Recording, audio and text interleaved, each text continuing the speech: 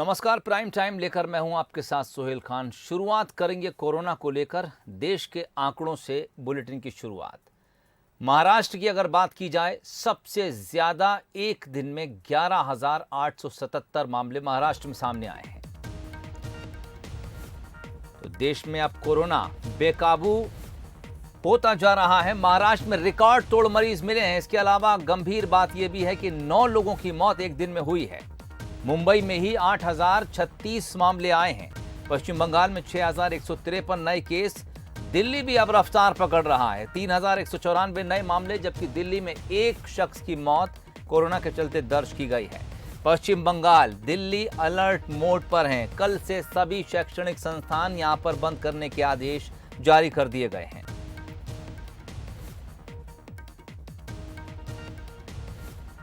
महाराष्ट्र में एक बार फिर कोरोना ने रफ्तार पकड़ ली है। कोरोना की दूसरी लहर में महाराष्ट्र बेहद प्रभावित राज्यों में शामिल था और इस बार फिर महाराष्ट्र ने तेजी से रफ्तार पकड़ी है। एक दिन के भीतर 11,877 नए मरीज, 9 लोगों की मौत दर्ज की गई है। अकेले मुंबई की बात की जाए, 8,036 नए मरीज सामने आए हैं। पश्चिम बंगाल भी इससे दौड़ में महाराष्ट्र के पीछे है। 6,153 केस एक दिन में सामने आए, जबकि दिल्ली तीसरे नंबर पर है। 3,194 मामले और एक शख्स की मौत हो गई है।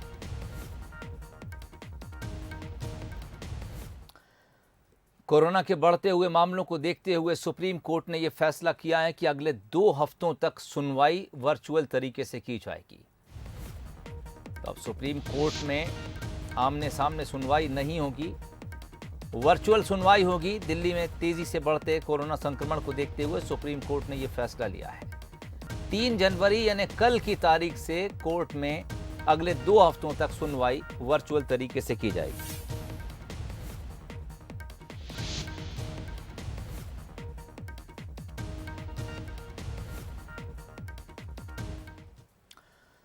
इधर मध्य प्रदेश में एक बार फिर से कोरोना मरीज बढ़ने से सरकार एक्टिव मोड में आ गई है। सीएम शिवराज ने कोरोना को लेकर क्राइसिस मैनेजमेंट कमेटी के साथ एक बैठक की और अधिकारियों को कई दिशा निर्देश जारी किए।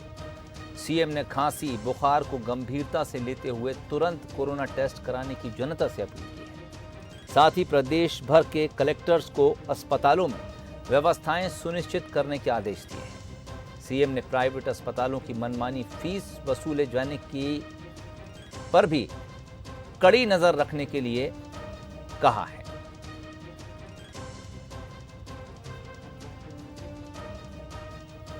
उसमें होगा कि सर्दी खांसी बुखार हुआ तो फीवर क्लिनिक बगल में ही है, वहां गए और तुरंत टेस्ट करवा लिया तो तत्काल पता चल जाएगा, अस्पताल जाने की जरूरत नहीं पड़ेगी। फिर पूरे जिले में खांसी सर्दी बुखार वाले तो टेस्ट होना ही चाहिए, वो अनदेखे ना रहें। फिर आप ये चिंता भी करें कि पॉजिटिव जो केसेस आ रहे हैं, अभी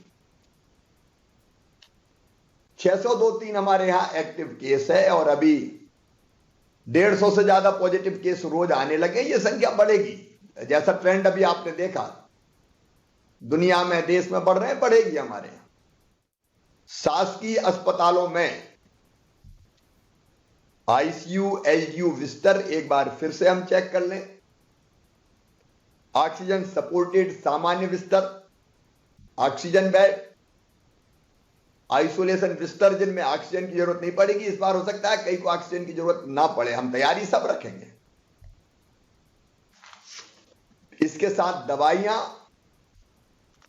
महीने भर की दवाई पूरी चाहिए हमारे पास, और जैसे ही कम होना शुरू हो महीने बाद फिर दवाई की व्यवस्था कर लें, आप तत्काल खबर करें। और प्राइवेट अस्पताल में मुख्यमंत्री कोविड उपचार योजना के अंतर्गत उपचार होगा। जरूरत पड़ने पर निःशुल्क उपचार होगा, पैसे हम देंगे। तो वो सारे प्राइवेट अस्पतालों से अनुबंध हो जाए ताकि जरूरत पड़ने पे 31,000 बिस्तर हमारे पास अभी हैं शासकीय अस्पतालों में। हम कम से कम 25,000 दूसरे प्राइवेट अस्पताल के बिस्तर भी तैयार करके रखें कि मनमानी कीमत लोग ना वसूल पाएं। सरकार ने रेट्स तय किए, वो जो तय रेट हैं उसी पर इलाज सुनिश्चित किया जाना है। तो रेट कैपिंग जो सरकार द्वारा निर्धारित दर है उस पर इलाज, मतलब संक्रमण रोकने का एक ही तरीका है, आपस में संपर्क कम किया जाए। हम आर्थिक गतिविधियां नहीं रोक रहे हैं, गरीब की रोजी रोटी जाती है, व्यापार बिजनेस जाता है, हम वो चलने देंगे, लेकिन साथ में लोगों की जिंदगी भी खतरे में ना पड़े ये कोशिश भी हमको करनी है। और इसलिए मास्क जरूर लगाएं सब। मध्य प्रदेश में कोरोना के मरीज तेजी से बढ़ रहे हैं। तीसरी लहर में संक्रमण की रफ्तार पहली और दूसरी लहर की तुलना में काफी तेज है। पिछले 2 दिनों में प्रदेश में नए केसों में 50% की बढ़ोतरी हुई है। तो सिर्फ पिछले 24 घंटे में 151 नए मरीज सामने आए हैं। इन सब के बीच कोरोना को लेकर लोग कितने सतर्क हैं, भोपाल के न्यू मार्केट से रियलिटी चेक किया हमारे सहयोगी आकर्ष शर्मा ने। तरीके से मध्य प्रदेश में केस बढ़ रहे हैं वो चिंताजनक हैं और यही कारण है कि मध्य प्रदेश की मुखिया खुद चिंतित हैं। और आप देख सकते हैं 2 बच्चों को लेकर चल रहे हैं, मास्क नहीं पहने। भैया मास्क पहन लेते आप और बच्चे। ये लीजिए ना, ये पहन ले। आपके बच्चों की परिजनों की चिंता नहीं है, पहन तो लिया है, लेकिन क्या कहेंगे, गलती है कि नहीं है, लापरवाही है कि लापरवाही है, मानते हैं। लेकिन जैसे ही कैमरे के सामने आते हैं, ये मैडम मास्क लगाई, मैम मास्क लगाई, सही तरीके से मास्क नहीं लगाए हुए हैं। दुकानदारों से ही बात कर लेते हैं, क्या लापरवाही है। आप देखिए दुकान पर 3 लोग मौजूद हैं, कोई मास्क नहीं लगाए। भाई साहब, भैया मास्क नहीं लगाए। दोनों डोज लग गए बड़ा भाई, वो मास्क रहेगा, दिन भर लगा के खड़े नहीं हो सकते, 5-10 मिनट के लिए हटा लिया जाता है नीचे। 5-10 मिनट के लिए हटा लिया जाता है, लेकिन संक्रमण थोड़ी ये बोलेगा 5-10 मिनट में हम नहीं आएंगे। मुझे दोनों डोज लग चुके हैं, मुझे संक्रमण नहीं होगा। अगर होगा तो फिर मुझे डोज लगाए किस चीज के गए। और भी लोग हैं जिनसे हम बात करेंगे, जो लोग हैं मास्क नहीं लगाएंगे, जो देख रहे हैं कैमरे वो भाग रहे हैं यहाँ से। बस दुकानदार लगातार लापरवाही जो लोग हैं वो बरत रहे हैं। चारों तरफ एक ही तस्वीर है। ये यहाँ पर मैं बात करूंगा, मैम आप भी मास्क नहीं लगाई हैं? जी, मास्क नहीं लगाए हैं आप? मास्क नहीं, एक्चुअली हम लगाए हुए थे। और भी लोग हैं, चारों तरफ दिखाना चाहेंगे। इसी तरीके से लापरवाही राजधानी भोपाल के सबसे बड़े बाजारों में से एक न्यू मार्केट में बढ़ती जा रही है, जहां पर लोग मास्क नहीं पहन रहे हैं। आप देख सकते हैं यहाँ पर भी यही नज़ारा है। ये दुकान है, घड़ी की दुकान है, और तमाम लोग जो है अब पीछे जाके मास्क लगा रहे हैं। देख सकते हैं आप यहाँ पर। भैया आपने अभी मास्क पहन लिया, लेकिन आपको नहीं लगता ये लापरवाही है? लापरवाही तो है सर, अब क्या करें, पानी पीने, अभी मास्क उतारा था मैंने पानी पीने के लिए, तो पानी मास्क लगा के तो नहीं पहन सकता अपन। तमाम जो लोग हैं वो यही बोल रहे हैं, चाहे आपके मस्जिद में हो या वो हो, कि मास्क पहनिए, 2 गज की दूरी बरतिए। वो कह रहे हैं पर लोग कहाँ कर रहे हैं। आप भी तो नहीं रख रहे हैं, आप भी तो अपने कैमरामैन के साथ ही चल रहे हो ना सर। देखिए ना, कैमरामैन भी मास्क लगाए हुए हैं भाई साहब। ठीक है, आपने भी मेरी तरफ आते आते गलती मानिए, दूसरों पर दोष मत दीजिए। आप सुरक्षित रहिए, आपके परिवार को सुरक्षित रखिए भाई साहब। बिल्कुल आगे से ध्यान रखेंगे सर। चारों तरफ आप देख सकते हैं कि 2 गज दूरी, मास्क है जरूरी वाले नारे पर नहीं चल रहे हैं। यही कारण है कि संक्रमण राजधानी में तेजी से पैर पसार रहा है। यदि समय रहते लोग जागरूक नहीं होते तो हम कह सकते हैं कि मध्य प्रदेश में तीसरी लहर, जिसको लेकर तमाम लोग चिंतित हैं, मध्य प्रदेश की मुखिया चिंतित हैं, वो मध्य प्रदेश में आ जाएगी। कैमरा पर्सन भदबुंदेला के साथ आकर्ष शर्मा, बंसल न्यूज, भोपाल। रुख करेंगे छत्तीसगढ़ की तरफ। दुर्ग से खबर है, जहां जिले में कोरोना तेजी से फैल रहा है। एक हफ्ते की बात की जाए तो दुर्ग में कोरोना की रफ्तार 4 गुना तेज हो गई है। पिछले 24 घंटे में दुर्ग जिले में 33 नए कोरोना मरीज मिले हैं। कोरोना की रफ्तार ने यहां जिला प्रशासन की चिंता बढ़ा दी है।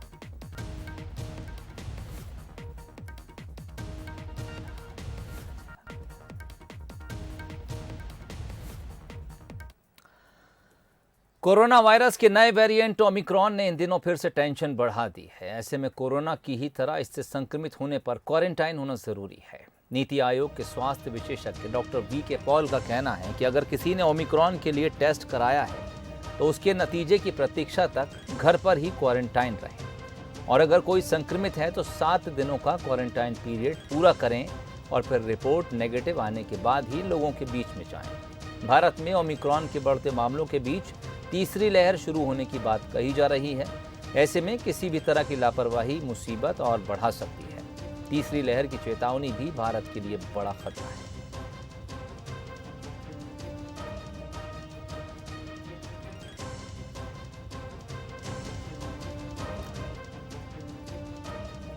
पुराने प्रोटोकॉल का अगर ख्याल रखा जाएगा तो कंट्रोल कर सकते हैं इस वायरस को। नीति आयोग के हेल्थ एक्सपर्ट ने ये जानकारी दी है। स्वास्थ्य विशेषज्ञ डॉक्टर वी के पॉल का बयान सामने आया है।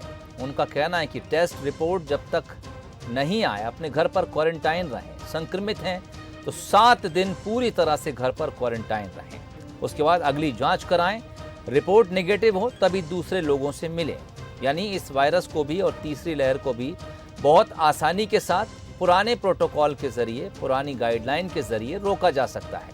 क्वारंटाइन का सख्ती से पालन करें, जांच बराबर कराएं, पॉजिटिव हो होम क्वारंटाइन रहें, लोगों से दूरी बनाएं, रिपोर्ट नेगेटिव आने के बाद ही लोगों के बीच में जाएं, लोगों से मिलना जुलना करें। इस तरह से हम इस वायरस को फैलने से आसानी के साथ कंट्रोल कर सकते हैं।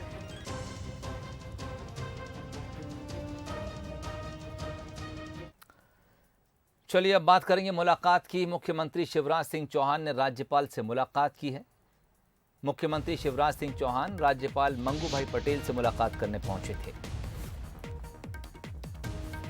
मुख्यमंत्री ने राजभवन पहुंचकर नए साल की शुभकामनाएं राज्यपाल को दी हैं। सौजन्य भेंट के लिए पहुंचे थे मुख्यमंत्री शिवराज सिंह चौहान।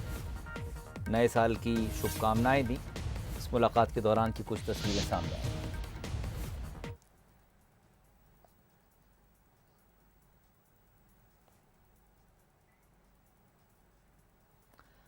खबर छत्तीसगढ़ से है, जहां की सियासत इन दिनों कालीचरण के मामले को लेकर गरमाई हुई है। बीजेपी नेता और पूर्व मंत्री ब्रजमोहन अग्रवाल ने इसे लेकर एक प्रेस कॉन्फ्रेंस की, जिसमें उन्होंने कालीचरण को रिहा करने की मांग रखी। राज्य में कानून व्यवस्था बिगड़ने की आशंका भी जताई। ब्रजमोहन अग्रवाल ने कहा कि वो राज्य सरकार से मांग करते हैं कि कालीचरण को रिहा किया जाए। अगर ऐसा नहीं किया गया तो राज्य में कानून व्यवस्था की स्थिति बिगड़ सकती है। हम तो ये मांग करेंगे कि कालीचरण महाराज जी को तुरंत रिहा किया जाना चाहिए, उनकी तुरंत जमानत होनी चाहिए, क्योंकि देश भर के साधु संतों में जिस प्रकार का आक्रोश है, उस आक्रोश की अभिव्यक्ति अगर कहीं छत्तीसगढ़ में होगी तो छत्तीसगढ़ में कानून व्यवस्था की स्थिति खराब होगी। अगर छत्तीसगढ़ में कानून व्यवस्था की स्थिति को बनाए रखना है, देश के साधु संतों की जो नाराजगी है उसको दूर करना है, कालीचरण जी महाराज को तुरंत रिहा करना चाहिए। कोरिया में हुई क्रॉस वोटिंग ने कांग्रेस को भारी ठेस पहुंचाई। इस पर अब प्रदेश प्रभारी पीएल पुनिया का एक बयान सामने आया है। उन्होंने साफ तौर पर कहा है कि मामले में जो भी दोषी होगा उस पर कार्रवाई की जाएगी। दूसरी तरफ सीएम भूपेश बघेल भी नाराज नजर आए। उन्होंने कहा कि कुछ लोगों की हरकतों को बर्दाश्त नहीं किया जाएगा, तत्काल कार्रवाई होगी। दरअसल कोरिया की बैकुंठपुर और शिवपुर चर्चा नगर पालिका में कांग्रेस को क्रॉस वोटिंग की वजह से हार का सामना करना पड़ा है। कांग्रेस के ज्यादा पार्षद होने के बाद भी बैकुंठपुर नगर पालिका में बीजेपी के अध्यक्ष और शिवपुर चर्चा में बीजेपी के उपाध्यक्ष चुने गए हैं। बैकुंठपुर में बीजेपी और कांग्रेस दोनों को 10-10 मत मिले, जबकि निकाय चुनाव में बीजेपी के सिर्फ 7 पार्षद ही जीते थे। बराबर मत मिलने की वजह से लॉटरी सिस्टम से चुनाव हुआ और बीजेपी की नगर पालिका अध्यक्ष बन गई। इसी तरह शिवपुर चर्चा में भी क्रॉस वोटिंग हुई, जहां भी कांग्रेस को कम मत मिले, जबकि पार्षद कांग्रेस के ही ज्यादा जीते थे। मैंने प्रदेश अध्यक्ष आदरणीय मोहन मरकाम जी से निवेदन किया है कि इसमें कमेटी बना के किसी को भेजें, 1 हफ्ते के अंदर रिपोर्ट लें और जो भी दोषी पाया जाए उनके खिलाफ कार्रवाई होनी चाहिए।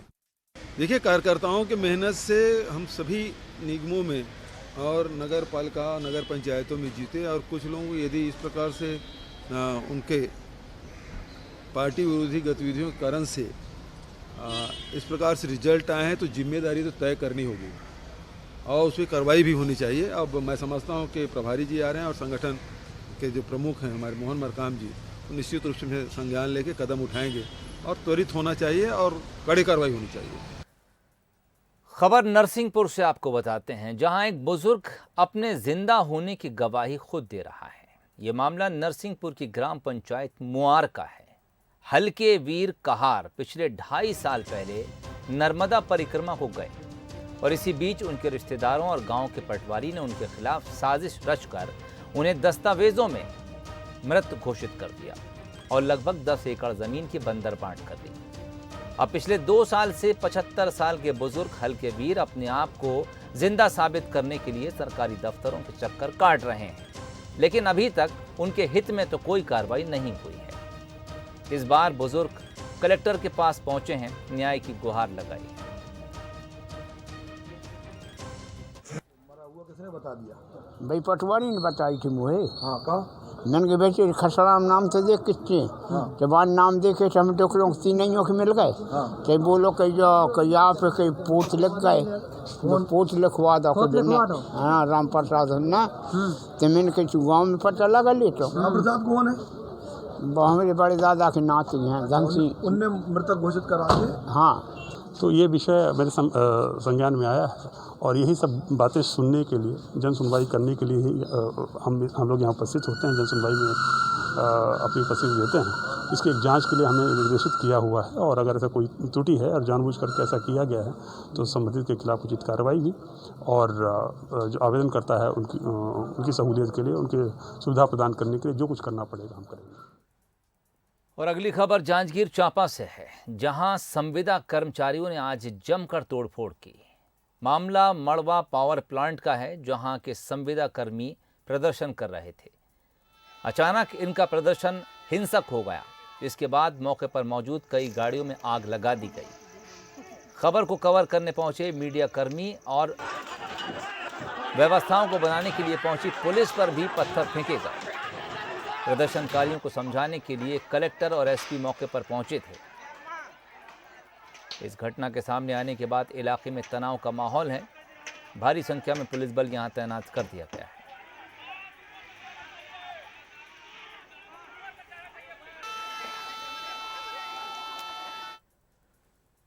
पीएम नरेंद्र मोदी फिटनेस को लेकर कितने जागरूक हैं ये सभी को पता है। उन्हीं की सरकार ने फिट इंडिया मूवमेंट लॉन्च किया। पीएम मोदी ने मेरठ में मेजर ध्यानचंद स्पोर्ट्स यूनिवर्सिटी की आधारशिला रखी। इस कार्यक्रम से पहले एक प्रदर्शन के दौरान एक जिम इक्विपमेंट पर मोदी की नजर पड़ी।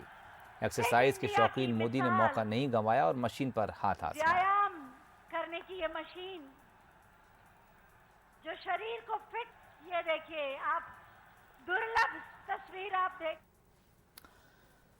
ग्वालियर की फूलबाग स्थित थियोसॉफिकल सोसाइटी में सर्वधर्म स्मारक का लोकार्पण हुआ। नगर निगम आयुक्त किशोर कन्याल ने भी समारोह में शिरकत की। साथ ही कार्यक्रम में मौजूद लोगों को स्वच्छता की शपथ दिलाई गई। उन्होंने कार्यक्रम को संबोधित करते हुए कहा कि भारत की संस्कृति और सभ्यता पूरे विश्व में महान है। यहाँ सभी धर्मों का सम्मान किया जाता है, जो मानवीय प्रेम और भाईचारे को दर्शाता है। कार्यक्रम की अध्यक्षता डॉक्टर केशव पांडे ने की और संचालन संस्था के सचिव डॉक्टर दिव्यार्थ दुबे ने किया। समारोह में मूर्तिकार दिनेश कुमार और शिक्षाविद फूल सिंह नरवरिया का भी सम्मान किया गया।